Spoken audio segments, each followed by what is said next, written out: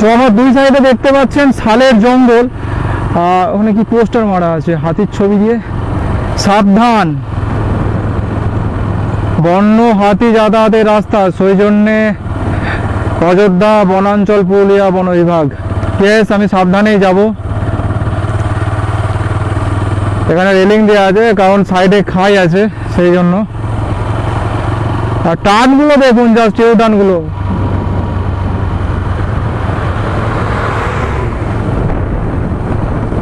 Lorry থেকে সবসময় দূরে থাকাই বেস্ট এইসব জায়গায়। এইসব মানে হিলিং এরিয়া যখন আপনি ক্রস করবেন বা কোনো হিলে যাবেন, হিলে চড়াই করবেন, তখন সবসময় চেষ্টা করবেন যেন যে কোনো গাড়ি থেকে মোটামুটি 20 থেকে 30 মিটার দূরে থাকা যায়।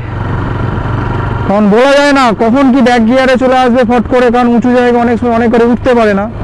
তো আমি সেই জন্যই যে গাড়ি দেখতে পায় না কেন পাহাড়ে উঠছে, তার থেকে মোটামুটি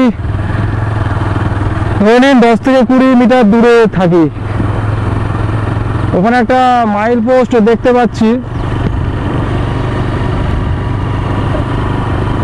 এখানে আপনার দেওয়া আছে, এখানে আমার পোস্টার দেওয়া আছে যে অযোধ্যা হিল টপ এখান থেকে 3 কিলোমিটার, ময়ূর পাহাড় বাঁ দিকে 3 কিলোমিটার, মুরুদ্রাম ড্যাম বাম দিকে 19 কিলোমিটার।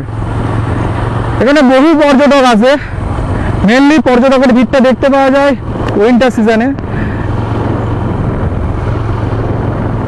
আর এইটা অ্যাকচুয়ালি পর্যটকরা যারা আসে উইন্টার টাইমে, ওই টাইমে অ্যাকচুয়ালি ভিউ আমার মনে হয় ততটা পাওয়া যায় না। ওই টাইমটা ওয়েদারটা ঠান্ডা থাকে, তাই জন্য হয়তো পর্যটকরা আসে। বাট আমি মনে করি এরকম পাহাড়ে ঘোরার জন্য একমাত্র বর্ষাকালটাই বেস্ট।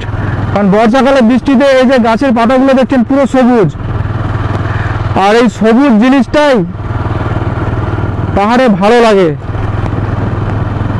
এই জায়গাটার নামটা আমি ঠিক দেখলাম না, ওখানে পোস্টার দেওয়া ছিল।